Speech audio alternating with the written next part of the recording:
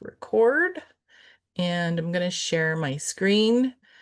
So I'm really grateful that you're spending this time here, and I gotta press present, otherwise you get to see everything else here. Okay, and if you can't see this, if you just, I've got the chat kind of closed now, so hopefully you can see this. I thought I would present this, the impact of fetch and overexercise on dogs. It's a very interesting subject, something that I learned a long time ago, and thankfully there's more understanding now from experts. So I like to learn from those who um, have their extra learning. So especially there's one neuro she's actually a veterinarian and she's got her PhD in neuroscience. So Dr. Kathy Murphy, and she is great at educating and helping us understand the impact of brains. This is something that I learned actually, started learning about a long time ago from a biologist, dog trainer over in Norway. And it's nice to know the hidden effects because the more we know, the more we can help our dogs. So understanding emotional and physical behavior consequences, again, the more we know, the more we can help our dogs. And they're not all cookie cutter, right? We all know that, especially those of us who have had multiple dogs, even those of us who have had multiple of the same breed. There might be characteristics, but they're all so different. So is it good or is it bad? And sometimes, so this is something that I do address with most of the clients that I work with one-on-one. Um, and I kind of cringe after they give me the when after I give them the information because depending on how people take this, because a lot of dog guardians think that fetch and high arousal activity is what dogs need. But something to think about is that fetch is an extremely high arousal activity. We can make it a low arousal activity. But fetch involves chase, and that's a behavior that's linked to predatory drive. So, yes, our dogs are, they're dogs, they're hunters. They're not wolves anymore. So, even though their DNA is still closely linked to a wolf, they are not a wolf. And they evolved as scavengers. But, in the wild, do they still hunt a little bit? Yep. But they do the easiest thing. So animals in the wild take the path of least resistance. If you've ever studied or followed any kind of biology or animals in the wild. So predatory drive includes bite, chase, hunt, kill, dissect. So for some dogs, when we're playing fetch, I mean, we're igniting those parts of the brain. Some of our dogs don't have that in there, and not all dogs practice every piece of what we call the predatory sequence. Some dogs do pieces of it, and but what's really helpful to understand is it triggers chemical reactions in the brain. It releases endorphins. Endorphins are good. Um, and they actually mask pain. So that's why you see dogs that are older, and a lot of times guardians don't some of them don't accept that their dogs might have arthritis. And on a side note, there are studies that are coming out more and more that we do know younger dogs can have arthritis already, even less than a year old. But endorphins mask pain. And depending on the animal, depends on how long those endorphins will last. So, doing the fetch isn't necessarily, you might think, oh, well, isn't that a good thing then? It's like, well, no, because then you're exacerbating the issues. But it also releases dopamine. Dopamine is our addiction hormone. So we want to be careful about releasing that constantly. And that's where you will see animals addicted to balls and fetch and stuff like that. You're reducing adrenaline. So you're constantly adrenalizing them, and cortisol. And cortisol is that stress hormone. So we do want to be careful about how much of that we are releasing. So components of the predatory behavior, which you probably are familiar with, sequence in dogs. Sometimes we have breeds that we see they're a little bit more dominant, but pretty much all dogs have this predatory sequence. It depends on how be how that comes out in that particular dog. So we've got hunt, orient, eye, stalk, chase, grab, bite, possess, kill, bite, dissect, consume. So those last, especially the last three, a lot of dogs don't have that, but some do. And I will say that there are some breeds that will tend to those last three. And so just keeping in mind that those are natural behaviors. So the chemical reactions and their impact of chemical effect, like I said, endorphins and dopamine feel good. They're pain relieving, but they're addictive. So that is something we want to be careful about. Adrenaline increases awareness, again, masks pain as well, but can lead to anxiety, can create um, hyperness in a dog. Cortisol stress hormones, it does actually slow healing. So we want to be careful about how often we're releasing those, weakens muscles, impairs learning. So again, just depending on the dog we have in front of us. And dogs can become addicted to the high of chasing.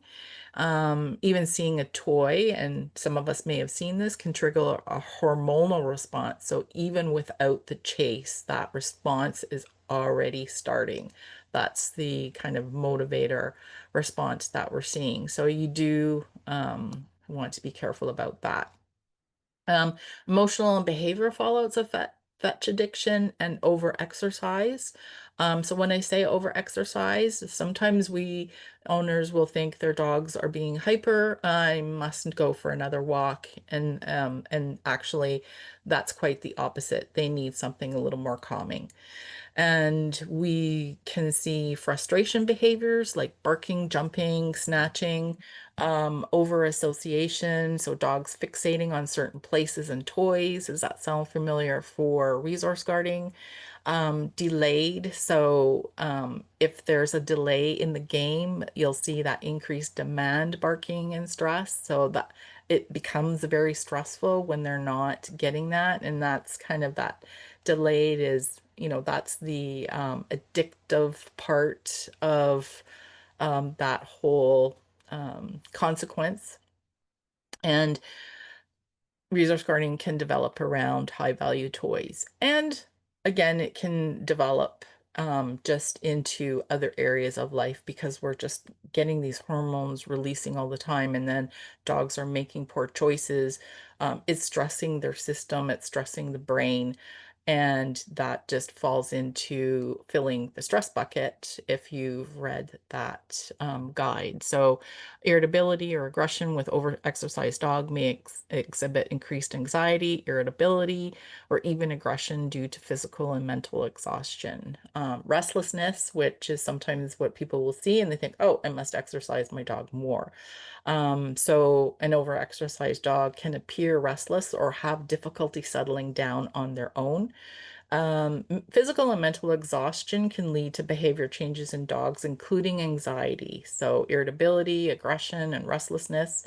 So if you notice anything out of the norm behavior repertoire after exercise, it may indicate that there is something going on. So the level of activity can, just be too high. And it can last for several days to weeks. So it's not just in one day. Um, and that's where, if you see that giving, I mean, I'll get into that in another slide where, like I say, lasting days to weeks. I gotta remember to.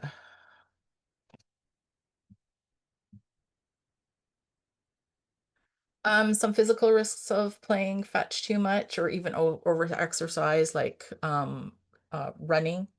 Yes, there's some breeds that are bred to run at high speeds, but most dogs are not kind of built to be full on running all the time. That's just not, they're scavengers. It's go, stop, go, stop. And if we allow dogs just off leash to do their own thing, even if they run around for a little bit, they'll go stop. Soft tissue and joint strain because that repetitive movement, especially with fetch, because it's unnatural. And often we've got these chuck it ones that are um, allow for the ball to get thrown faster, and the dogs are running at full tilt, as well as there can be concussive effects on the bones, and even the way they need to stop is very unhealthy and unnatural for the dog. So you can get nerve damage from repetitive impact. You might get some pinching. The fascia might get out of place. And again, adrenaline masks pain. So you might not notice slight stuff. And you want to keep in mind that injuries aren't always just full on. We see them. There's no doubt. Sometimes it's very minor. And for any of us that have had, arthritis or anything, we compensate and we're not walking around whining. And, there are pain scales, and it goes the same for animals. So there are pain scales. So when we look at, a dog playing fetch and needing to stop, it's almost like a car crash because then they're turning on a dime, it's affecting their back end. So this is just a visual to help understand a little bit more, especially the fast fetch type games. Um, I know agility, and you're probably thinking, well, lots of dogs play agility. Well, lots of dogs that play agility also get injured. And the guardians who are really diligent, they employ chiropractors and osteopaths and all kinds of machines to get dogs, kind of physical therapy. And then, of course, heat and overexertion risks are there as well. Fetching in hot weather increases risk of heat stroke. Dogs will keep going even if they're overheating. So that's something that you want to keep in mind.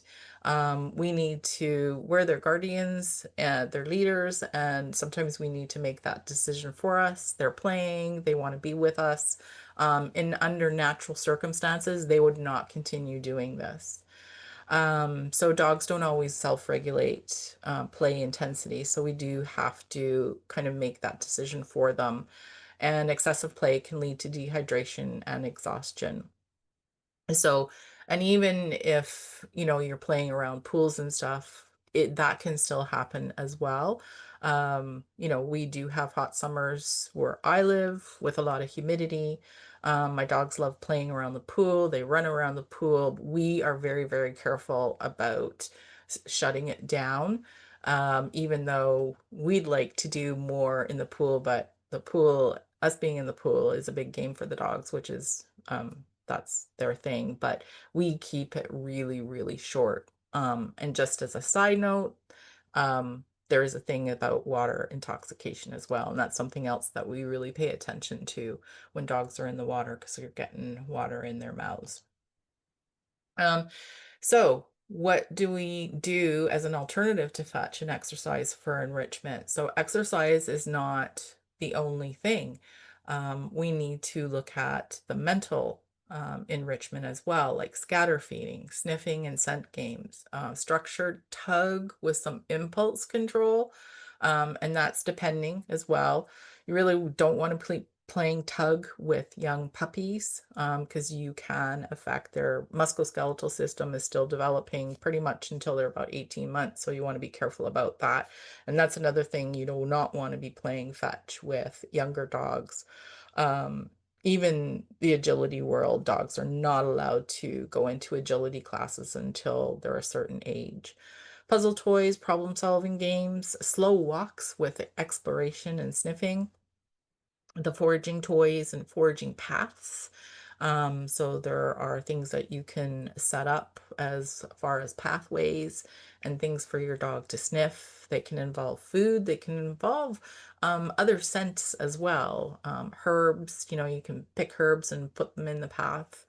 And training. Training involves slow-paced movements, and movement puzzles, as well as any kind of conditioning stuff, even, massage.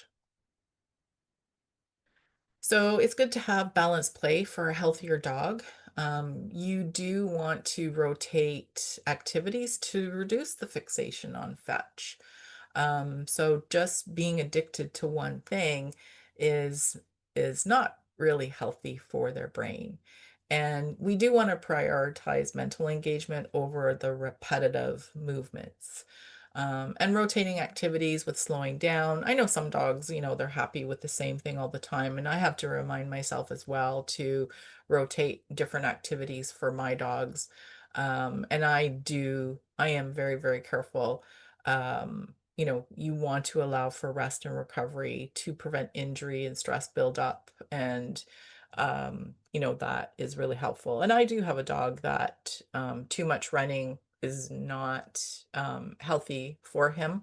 So I've learned what the right dose is for his personality because he can um, get a little excited. So this is just a visual, like when you're looking at a teeter-totter, the constant doing, that's like that's constant dopamine hits. So again, the dopamine hormone is our addictive hormone. And dopamine isn't necessarily a bad thing, but it's everything in moderation. And then we want to balance it out with the calming activities, which releases serotonin, which is our calm, hippie type. You know, there's some people that just have a lot of serotonin flowing through their system. So this is just a visual of, thinking about balancing those activities out. So does that mean that you have to stop playing fetch with my dog? No. You just want to start paying attention. And like I say, when I'm working with clients, depending on the behaviors that I'm seeing, and I try and be, mindful because it is really hard for us to stop playing with our dogs. So, some clients are willing to do a 3-week break. And that's okay. So if they want to do that, then that's my first recommendation. But if that's hard for them, that's okay too, because what we can do is take a 4-day break. Because often you'll see, even in that 3 to 4 days, you see some slight changes in that hyperactivity because as I mentioned before, that those some of those hormones that are getting released can last, for a couple of days and the weeks, which is nice, if we can actually do that 3-week break. But it's not mandatory. And again, it depends on the dog. So, sometimes we need to look at slowing the fetch down. So get rid of the chuck it because it really is it's a cool tool. I have a Chuck It, but I use the little cup to deliver treats. I use it as a target wand instead. But so you can do slower rolls where the dog isn't running as fast and isn't doing those hard slides into base. If we think about playing baseball and we're sliding into base, like those are not good and healthy movements for our dogs. Especially so, something about dogs is they carry 60% of their weight at their front end. So, especially not good to do those slides into front base. So, and you can play around. There are some people that play fetch, 2, 3 times a day, and just by bringing it back, give it a rest for a few days and then start incorporating it, changing the way the play is done. You can use play for training as well. It's a great, it's reinforcement for the dog, so it's a great motivator to practice different behaviors with your dog. I've certainly had dogs where I've, you know, like I say, I learned this over 20 years ago from a biologist in Norway. And I did have a dog who liked to play fetch with a certain type of toy. And I typically only did it once a day. And then I, for some reason, started incorporating it twice a day. I don't know why. But and then I noticed, I mean, the dog was normally no problem, I've always had a multi-dog household. And then I noticed a little bit of snarkiness amongst the other dogs. And I was like, well, that is definitely not the norm for her. And then when I thought about it, it's like, oh, I increased the fetch. So I went back down to once a day.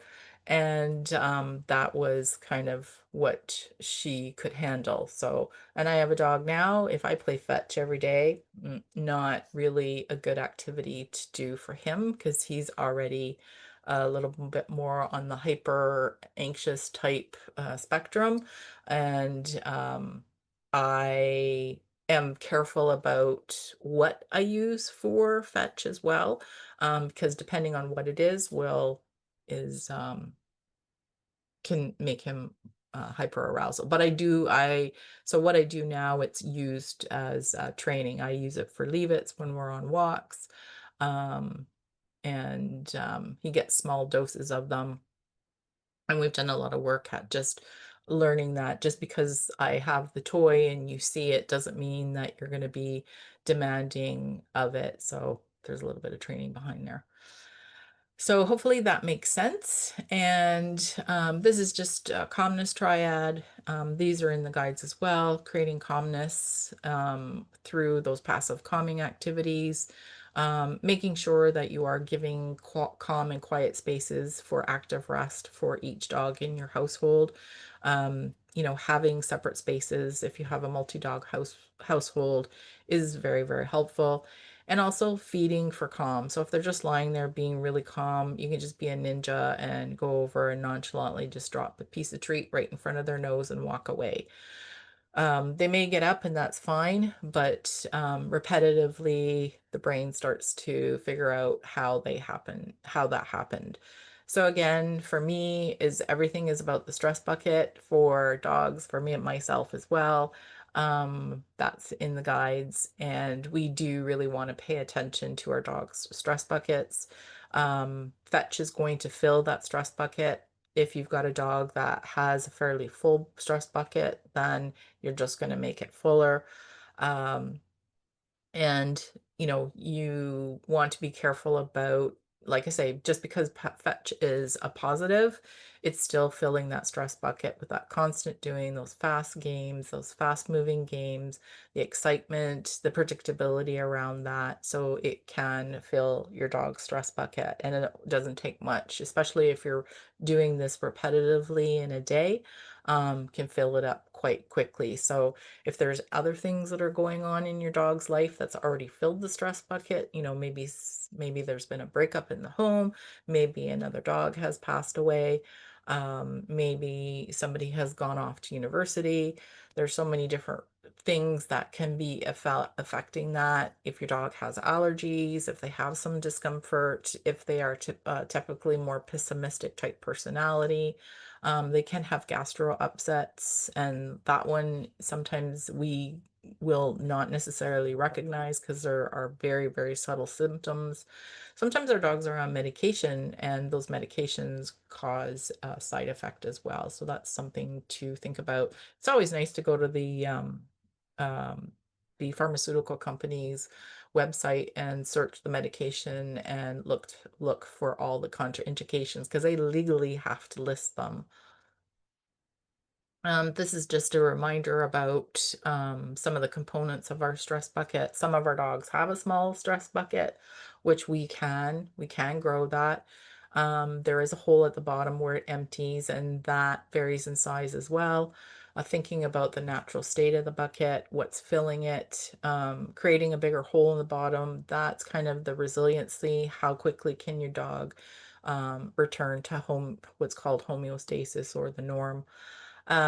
Sometimes just thinking about making notes about your dog's day to figure out some predictable routines, because there are trends in behavior. I get a lot of, oh, it just happened out of nowhere. And it's like nothing ever happens out of nowhere. There's a trend there somewhere, and I'm going to find it.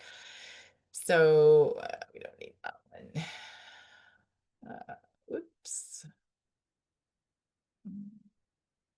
So this is just thinking about some enrichment. What are your dog's favorite things? This is just a Snoop from Planet Dog. And, this is mimicking some, hunting behavior. She's a terrier, so, and she's using her snout and her paws, tricky treat ball, figuring out how to roll it for it to come out. That's a brain game. And even though there's some activity with that, it has a calming effect afterwards. Lick mats are really nice, especially in the summertime. You come back from a walk, give your dog a refreshing, oops, sorry, that's kind of crazy. There's just a little bit of Greek yogurt and some blueberries on there. A snuffle mat. So, going back to the licking and chewing are neurologically calming. So extremely effective. There's studies to prove that. So the snuffle mat, they have to use their brains and their nose to find pieces of treat in the snuffle mat. You can buy these. I made these. They're pretty easy to make. So, thinking about that type of stuff as an alternative. And my recommendation for young dogs that are having problem behaviors is, to incorporate that at least 3 times a day. You can fill up bones. We're not doing bones in our house anymore because the dogs are older, so I kind of want to save their teeth, but you can fill them, put them in the freezer, and they have to lick everything out. So those are foraging toys. So those are things that you can have ready. You can, mix up a slop with, I just open a can of tuna and mix up some stuff. There's puzzle games. The only thing with this is they're expensive. Sometimes dogs get bored after they've figured it out. So, but it's up to you, depends on your dog. Some dogs will happily do this over and over. You don't have to do this every day. You can, like I mentioned, rotating is a very helpful and effective um, approach for dogs. There are some dogs that are willing to do things over and over in a day. There are some particular breeds that are not happy about doing things over again. Um, so that's something to think about. Uh, this snippet was a little bit long, wasn't it? Um, yeah, just giving them toys to play around with. I can't remember what that thing's called. But anyways, he likes playing with it. Sometimes dogs like playing tug with each other. Play is healthy. So it's just a different type of activity. Sometimes dogs don't play with each other. It's fine. We can play a little bit of this. Like I said, you kind of want to pay attention what the effect is. There's a toy where treats are falling out and he's, pushing it around. So he, instead of, um, this is a Kong wobbler. Again, got to figure out how to get them to fall out of the wobbler. So just an alternative. The yellow and red one is a foraging toy as well. So that's the dogs thinking about how to get stuff out of the different toys. There's so many of them. And people will, well, which one? I don't know. You got to figure it out. Every dog likes their own thing. This is just a snuffle box. It's a small one, but simply a box with recycling in it and finding kibble in there. Sometimes dogs need to start with an empty box to build up the confidence, and then you can add little things at a time. If you've got wiffle balls, you can put them in there. So also creating some simple routines and teaching them their brains how to go to calmness. So obviously after active rest, their brains are recharged. This is the great time to teach them something new. Training actually uses up a lot more muscle power. Brains are muscles, remember? So it uses up way more muscle power, about at least 20 times more, if not more, than exercise. And then when you follow it up with play, we know that that consolidates learning as well. So those are good opportunities. So rainy days don't have to be an excuse for no walks. You can spend 5 to 10 minutes teaching your dog something, and they will appreciate that. And then you follow that up with a passive calming activity on their spot. So I'm a big pusher of boundaries, of dogs knowing where to go. Um, Especially helpful for multi-dog homes, but doesn't matter. Dogs need to know they have their own special spots. Nobody bugs them on their spots. None of the other dogs bug them on their spots. And then I deliver these things on their boundaries. When I pick up one, my dogs know what's going to happen. They know the lick mats happen on their stations in the kitchen area. They have their own mats. So they both go to their spots. And if I'm giving them a Kong or something else, they go running to their boundaries. When it comes to the Kong wobbler, I separate the dogs. I send one down a hallway and the other dog another way. In the beginning, sometimes you need to use a baby gate to be able to do that. And then back to active rest. So our dogs shouldn't be about go, go, go, go, go and high arousal games and activities. So we want to make sure that we're rotating healthy activities for them. So I'm going to give everybody that's registered access to my enrichment course. There's a bunch of videos just giving you some different ideas with some simple things that you even have in your home. So if you've actually registered for this, I will email that to you. So that a freebie. Also, I am starting a resource guarding plus more exclusive community. And this is going to be a course slash membership. So I'm going to be able to address more than resource guarding because often that is something that comes up together. And it's going to, again, course contact, exclusive content is not going to be on Facebook. So it's going to be in a course container. And then the community is on my website. So there's no ads, no algorithms, unlike social media. So you won't miss any important updates. And everything there is designed to help you succeed. It's also a space where you can ask questions and we can have discussions. And my plan is every 2 weeks that we do a live and we get on, we either discuss the subject if there's questions ahead of time so that you can get help. More, it's a little, I mean, it's more group oriented, but you still have more direct help. Supportive force feed training, of course, as you've probably noticed. And so you get to ask more questions, get feedback, benefit from some real-time discussions and actionable tips. Like I say, I'm going to keep feeding, information that's going to be helpful, pretty much real world, because, sometimes it's not just about resource guarding. And you get to have um, no competing opinions from unverified sources. And you may have noticed in the group, I don't allow for the discussions because I really don't want unverified sources. Because just because something worked for somebody doesn't mean that that is, force free or is an approach that's going to work broad spectrum. Again, there'll be bi-weekly live check-ins. So it's going to be really affordable and it's lifetime one time. And the price is going to be 47.97, but for those that have come on the webinar, it's 47 and it's Canadian, so that's even cheaper if you're in another country, and it's just a one-time cost. So you can decide if you want to do that. And if there's any questions, um, Carolina, I should join. Yeah, you should. And yeah, so my plan and my goal is just to create a space that's a little more affordable because I know things are getting expensive and it's hard.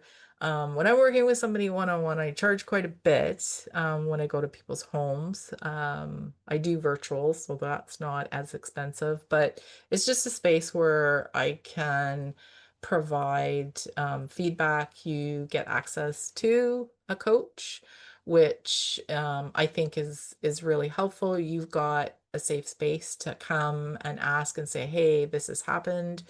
It's a space for us to all get to know each other and for me to get to know you guys better. I know some people that have been in the group for a while. I kind of get a sense, I think Donna, I know a little bit, but anyways, but no pressure. And if you have any questions about um, the course membership, let me know.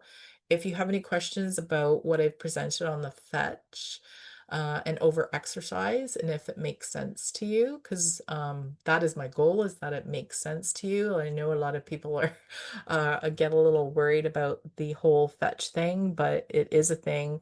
And there is science behind it. Like I say, I learned this from a biologist. She was a dog trainer like 20, 25 years ago. And, since then, there's been a lot of, I'll say experts, so veterinarians, behavior, behave, veterinary behaviorists, and some that, like I say, there's one, Dr. Kathy Murphy, I follow her. She's also got her PhD in neuroscience. So there is some real stuff happening in the brain. And it kind of makes sense if we think about it. Even when we were younger, if we were go, go, go, go, go. And after 3 days, it's like that was fun, but whoo, I'm exhausted, or my brain is exhausted, or depending on who we are, or some people that are avid runners. Um, Not that running is a bad thing for people, but I have met some people that are quite obsessive about their running and obsessive. My dog resource guards me or his, not sure because it's unpredictable. Yeah, it's something that we can address. So sometimes resource guarding, so is he a rescue dog or adolescence dog? Um,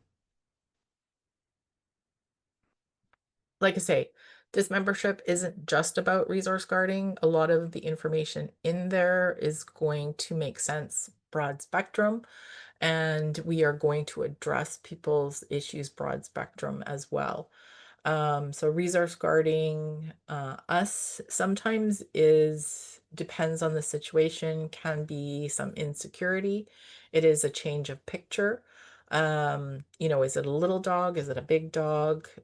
Is it adolescence? So sometimes we start seeing some yucky behaviors when dogs reach adolescence, and every dog is going to reach adolescence at a different age, sometimes different breeds.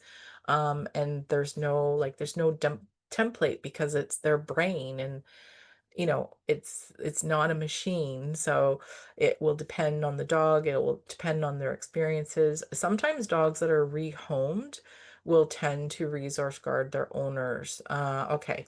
4 years old min pin. Okay, there we go. So I was just about to talk about when we're seeing that, something that we need to keep in mind. A brain is a complicated thing. So remember, all mammals have a brain, and the brain is going to register everything that's happened to us, to our dogs. So rehoming is a loss, and the brain remembers the association of, the stress that goes along with that. So sometimes what happens is if there's kind of an insecure attachment, and I know it sounds bad, but they might attach themselves to us, and it may be actually not just resource guarding, but a little bit of separation anxiety. So if somebody's coming near, they start getting really worried about getting separated from you. So um uh, yeah, okay, yeah. So, there can be that, and we can help you work through that. I don't know what you've been doing to date. Like I say, the course is going to go through a lot of things. there are lots of pieces that are going to be helpful. Not just resource guarding, but overall stress bucket. And we're going to address, because some dogs that resource guard are also reactive on walks. And we'll look at all that. We'll look at everybody's issues. That's why I wanted to kind of include, other things that are going on. So, let's see. He's tiny, 4 years old, miniature schnauzer. Yeah. So, yeah, and then looking at, is that something that he started shortly after he came into his home? In short, right now, what I would do is make sure that he's got a lot of enrichment that is de-stressing. So, we do know that those like licking and chewing are neurologically calming. So it hits the part of the brain that, say, like meditation hits our part of the brain and helps to calm down the nervous system because everything's interrelated. So, um, even though he's, well, not probably, you love him and he's in a wonderful home, but there is, often some residual and then often some residual, like I say, the brain remembers things that have happened and some residual of, there's been some loss. I can't be separated. If this person is coming, are they going to take me away? We don't know if they remember that because it's very interesting. My experience is I am a certified behavior consultant. My experience is they go back over 30 years working in the veterinary field, having my own business, caring for other people's dogs, helping with grooming, working in shelters and rescues. And a lot, sometimes even I've seen dogs being brought into the shelter and when and they're brought in with a leash, and as soon as you show the dog a leash when you're trying to take them out into the yard, they just freak out. You take the leash away and it's like, yeah, I'm fine. So, we underestimate what that brain is learning and the associations that they're making. So, I mean, they can't tell us. I infer just because I think the lady got the dog off of Kijiji, and then um, things didn't work out with the other dog at home because of the shelter environment. We don't judge. And she brought it to the Humane Society that I was working at the time. She brought it in on a leash. So, there may have been more there, but and we had some really cool yards, really cool setups, and you know, um I used to run the behavior department, so when staff said, this dog is like freaking out when I try and get the leash to take it out in the yard, and very simply remove the leash, open the kennel door, open the outside door to the yard, and no problem. So he will bark and snap at everyone and everything. Uh that's good. Great. Sounds great. Um, yeah, so if you're not sure what triggers him, you want to start kind of making mental notes. That's where people get mad at me when I say journal. It's like, I don't even journal for myself. And it's like, okay, but it's really helpful. And sometimes that's the other wonderful thing about, if you come into this community, and like I say, it's a one-time fee. Like that's it, one time. And if you make some notes and I can look at it, sometimes I can pick out those trends that maybe you can't. And that's really helpful. So, that is sometimes what we need to look at. We need to think about the stress bucket.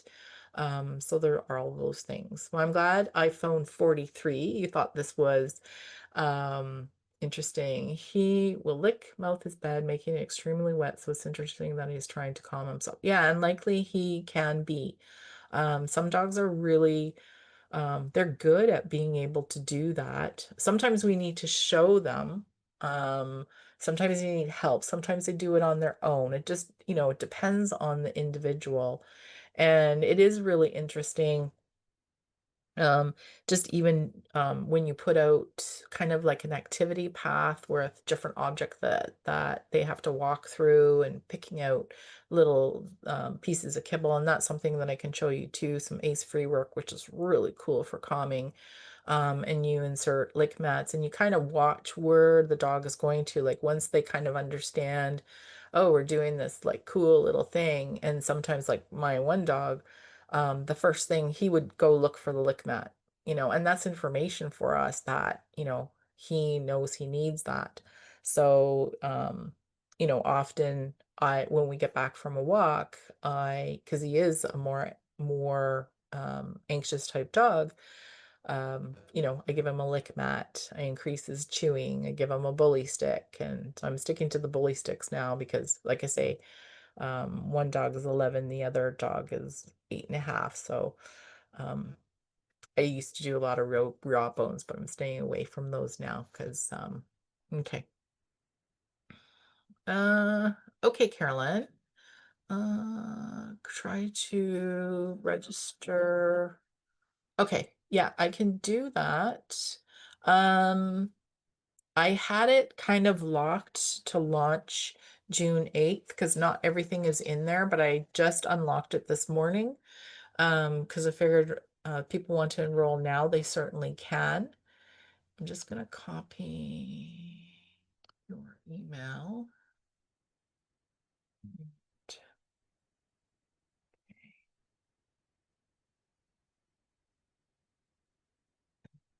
I'm still here, you guys. I just want to put this in an email so I have your email address, Carolyn. Okay, paste. All right. Okay, I'm still here. If you've got to go, I understand. It's lunchtime. If you have any other questions, let me know. And I will be, if you're in the group, I'll post the information about the course and membership on the group. And if you have any other questions, let me know. I'm going to send out just the summary if you've registered. I'm going to send out the summary of this, just the impact of the fetch and the replay, if that's okay. And then if you're registered, I do have your email, and I will enroll you into the little enrichment course as well. And so that's my gift to you, whether you come into the community or not. That's going to be on my website. So what I will do is enter you into the system, and then I'll send you the login. So there's a login, and then you just enter your password. And what I will do is just give you a generic password if it lets me. I think it will. And then you can reset the password to whatever you want. So, and that's where the course community stuff will be as well. And then the community. Okay. So I did that in under an hour. I tend to like to talk a lot. So if there's any other questions, let me know. And yeah, I hope you enjoy. Like I say, they're really short videos. They're just giving you different enrichment ideas, a lot of stuff that you have at your home, which is kind of nice. If you have things around the house that you can use. Sometimes we don't have a budget for buying all the wonderful enrichment toys, but there's so many things that you can use from home. So a lot of the videos are kind of do it yourself. I'll call it do it yourself, but a lot of things that we already have in the home. So with that, I will let you go, and I appreciate that you spent your time here. I It's Friday, so I hope everybody has a great weekend. Um, and whether you're working or not, I don't know. All right. Any other questions?